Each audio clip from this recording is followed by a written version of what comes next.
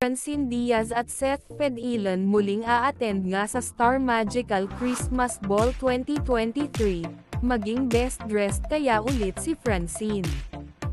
Ang Rise Artist Studio nga ay nag-post ng isang video kung saan muli nga na may magaganap na Christmas Ball ang Star Magic. Narito nga ang video, panoorin natin.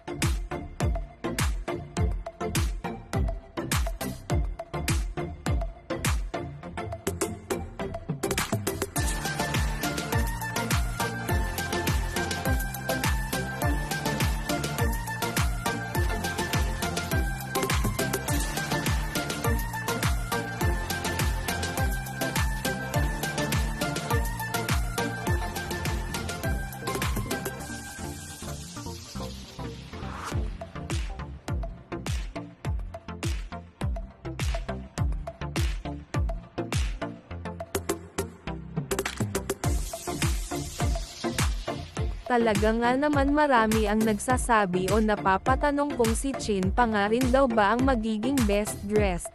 Pero kahit nga raw kahit ano ang matanggap ng Francet na award ay talaga nga namang masaya na ang mga fans. Abangan nga natin ang Christmas Ball na magaganap sa November 19, 2023.